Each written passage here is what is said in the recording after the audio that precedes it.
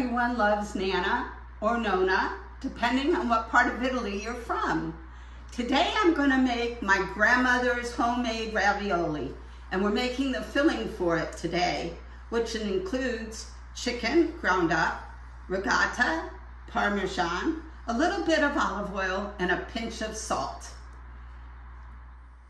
So the first step in making the filling is to boil the chicken until it falls off the bone. Then you take the skin off and you put it in a processor because we're going to mush it up, and it's going to then put in the ricotta and all of the other ingredients. But this is a very important step, is to make sure it falls off the bone and that you take the skin off and put it in the processor. So as I said, we're going to process this chicken in our processor until it gets very fine. So let's go ahead and do that.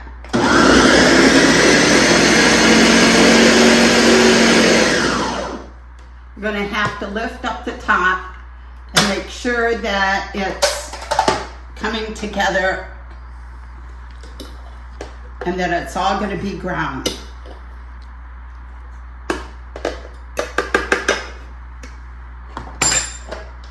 This might take a couple of steps. All right, so I wanted to show you after we grounded the chicken just exactly what it looks like. It's not mushy, it has very good feel, but it's very ground up. And next we're going to add the ricotta cheese, parmesan, and a little bit of garlic and some salt. And you know, my grandmother never took measurements, but from helping her since I was a little girl, I've gotten to know the feel. But I'll tell you that right now this is 6 cups of chicken and 3 cups of ricotta and a cup of parmesan, and then we'll see how it tastes. Okay, mi amores, I've mixed the chicken and the ricotta and the parmesan, and I wanted to see what the consistency is. I used a little, actually it was a teaspoon of olive oil because I thought it was a little dry, but that just really helped it. My next step, and actually my last, is I'm going to add the spinach into the mixture. So I'm adding chopped up frozen spinach that was thawed, and I'm adding that to the mixture, and I have 2 packages, but I'm going to look at it and see exactly how much more or less than I need. So I just started off with a handful, and I'm mixing that in, and you can see that it is being evenly distributed throughout the chicken and ricotta filling. Actually, this might be enough, but we're going to make sure that it is. And then I'm going to do a little tasting, and I can tell what it will need. So we can make the dough like my mother and my grandmother used to make by making a well. You put the flour on a board, and then you dump in the eggs and a little bit of water. But they always did it just to feel. And we are living in the 21st century, so we're going to use a machine today. I have a KitchenAid, but you can also use the food processor if you don't have a KitchenAid. So the first thing we're going to do is we're going to measure our flour.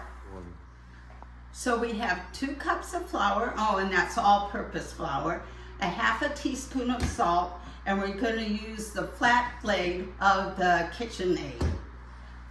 Lock it down and put it on 2, the second speed, and just mix it. You don't have to let it run for a long time. Then we're going to add our wet ingredients, which is 3 eggs mixed up and a tablespoon of olive oil. And a tablespoon of olive oil into the eggs. We're going to add that to our dough, still using the same paddle that we used just to mix the dry ingredients. And we're going to still put it on the second level And we're going to mix that up until the dough starts forming these little balls. Actually, I'm very lucky because I have an attachment for my KitchenAid that will roll the dough for me. Back in the day, we had a hand crank and we would roll the dough that way, but this certainly saves a lot of time and a lot of muscle power. We're going to put this on setting 1 just to get it started. I'd have to squeeze a little bit to get it into the rollers. Okay, we're going to squeeze a little bit more.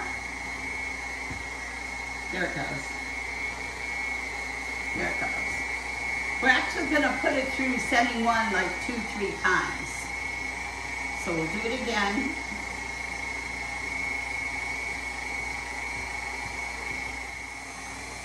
So I folded the dough in half and I'm going to put it through again, getting it started. And then we're going to put it through the number 1 slot, like this will be our 3rd time, so that should be good enough. We're going to put it through. Now, this is too thick. This is too thick for a ravioli dough, so we're going to then change the setting on the roller, and we're going to put it to 7. So this is the first time that we're going to put it through setting 7, and we're going to see how it comes out. It's coming out nicely. I like how it feels, but I'm going to put it through one more time because ravioli dough you don't want it too thick for sure. And actually, I'm going to put it to setting number 8 and roll it through the smaller setting.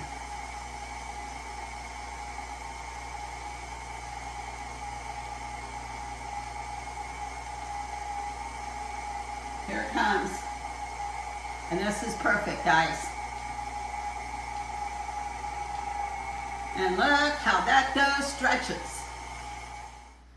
Now we're ready to actually get started making our ravioli. It's been a trip, hasn't it? Actually, I like my dough thinner than even the machine will do for me. So I use my trusty rolling pin. This is the way my grandmother used it. She didn't have any machines. So we're going to just roll it out a little bit thinner. If you watch the Olympics, this reminded me of the curling, where they would, go like this on the ice. And this is what I'm doing to this piece of dough. Always use a slightly floured board. It's been a journey, I know, but we're going to get started now and actually make our raviolis. Ta-da! So I'm placing just about a teaspoonful of dough that we made the other day. The filling that we made the other day. And I'm placing them a couple of inches apart on the long sheet of dough. So here we are. Just takes a couple seconds to do this. And once it's done, I'll show you the next step. Now I've tried ravioli cutters, it didn't work for me. I've tried all kinds of things, but nothing worked for me. So I used the good old pizza cutter. And I just cut them down. And we're gonna make them like this. We're almost there, everybody.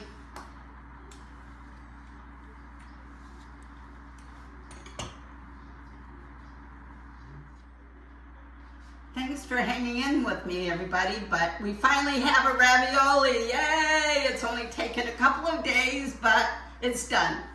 And now an important thing, we're going to put them in a pan. I've taken the fork and actually put the ridges in it just using the back end of a fork. It's very easy.